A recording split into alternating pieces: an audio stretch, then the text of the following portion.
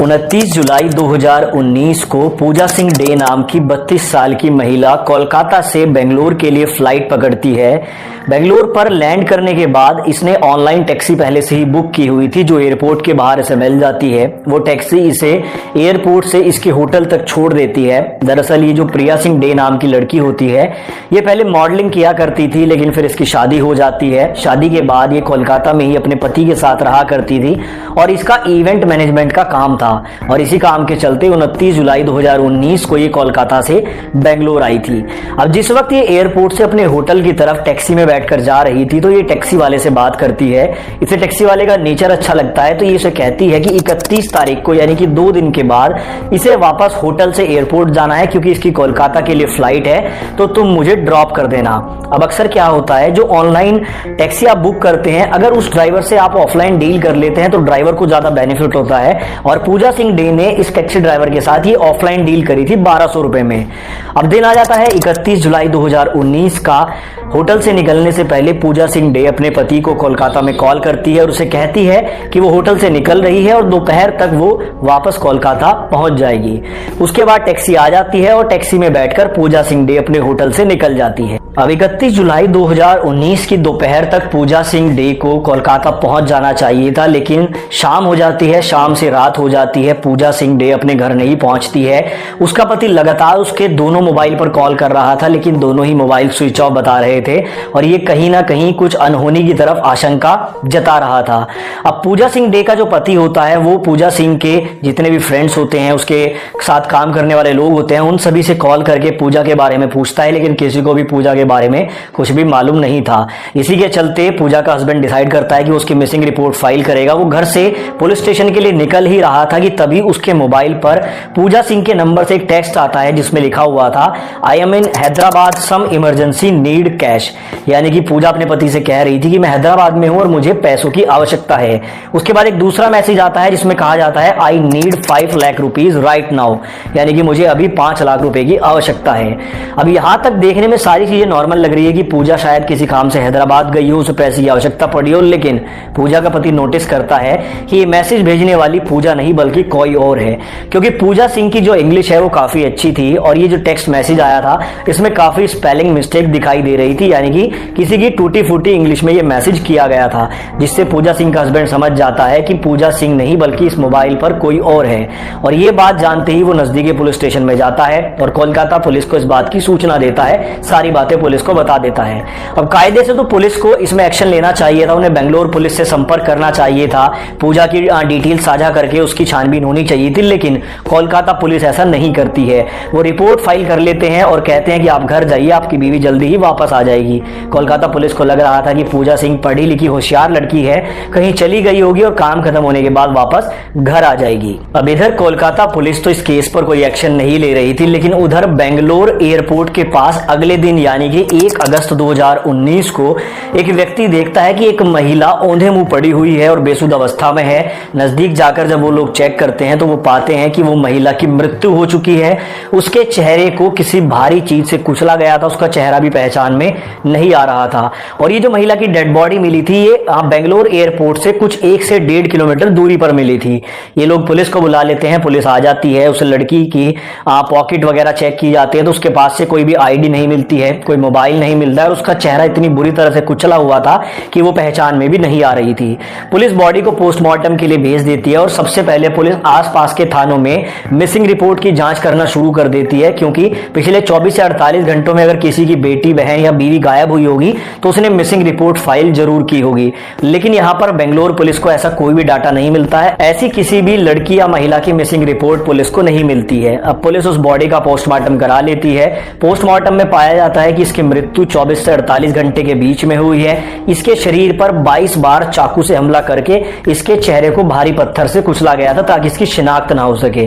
Police इंतजार करती है कि बॉडी को कोई क्लेम करने के लिए आए, लेकिन जब कोई भी बॉडी को क्लेम करने के लिए नहीं आता है तो पुलिस यहाँ पर उसके फोटोग्राफ्स, उसके कपड़े वगैरह के सैंपल, डीएनए सैंपल को प्रिजर्व करके और कानूनी तरीके से उस बॉडी का अंतिम संस्कार कर देती है। अब हालांकि पुलिस ने उस बॉडी का अंतिम संस्कार कर दिया था, लेकिन पुलिस की टीम अभी भी इस छानबीन में लगी हुई थी कि ये महिला कौन थी और इसकी हत्या किसने की थी।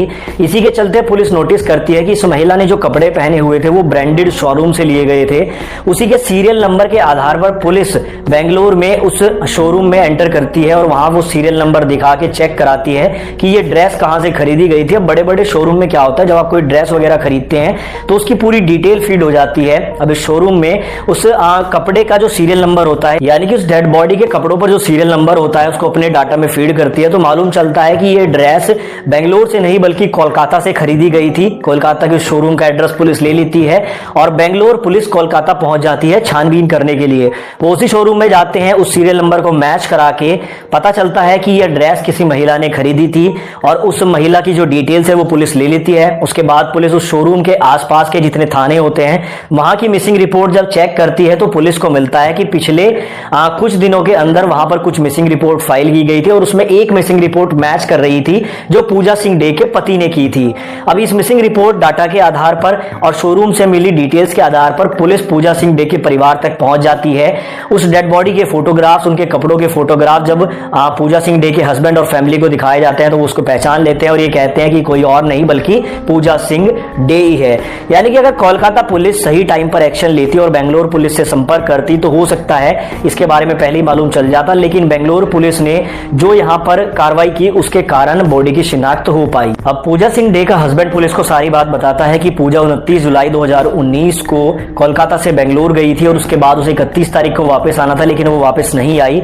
इसी आधार पर बेंगलोर पुलिस वापस बेंगलोर आती है और सबसे पहले वो एयरपोर्ट के सीसीटीवी चेक करती है, जहां पर 29 तारीख को पूजा सिंह डे एयरपोर्ट से बाहर निकलती हुई दिखाई देती है और वो एक टैक्सी में बैठकर गई थी। उस टैक्सी को उसने ऑनलाइन बुक किया था और सीसीटीवी कैमरे में उस टैक्सी का नंबर आ जाता है। तो उसके नंबर के आधार पर और पूजा सिंह डे के मोबाइल डाटा के आधार पर पुलिस पता लगा लेती है कि उसने एक ऑनलाइन ओला टैक्सी बुक की थी। उसके ड्राइवर की डिटेल निकाली जाती है तो एक चौंकाने वाला खुलासा ये होता है कि उस टैक्सी ड्राइवर ने पूजा सिंह डे की बुकिंग के बाद एक भी बुकिंग नहीं ली थी, यानी कि उस दिन के बाद से उसने अपनी गाड़ी बुकिंग में चलाई नहीं थी, जिससे पुलिस को शक होता है कि हो ना हो पूजा सिंह की हत्या के पीछे ये टैक्सी ड्राइवर हो सकता है।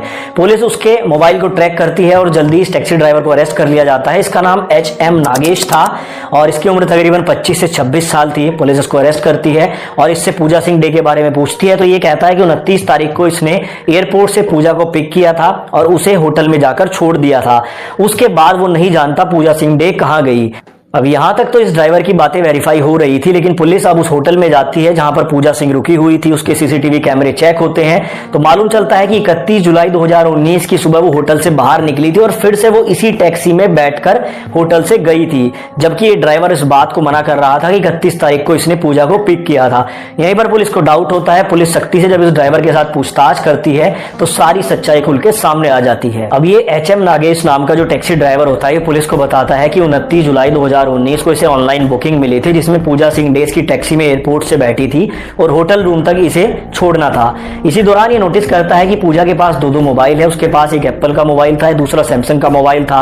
उसने महंगे कपड़े पहने हुए थे, वो फोन पर किसी से बातें कर रही थी। तो इन सारी चीजों को देखते हुए HM नागेश को लगा कि ये महिला काफी अमीर है, इसके पास पर्स भी है, हो सकता है इसके पर्स में बहुत सारे पैसे भी हों, दो मोबाइल हैं तो इसके पास ATM और क्रेडिट कार्ड भी होंगे और इसी के चलते HM नागेश के मन में थोड़ा लालच आ जाता है।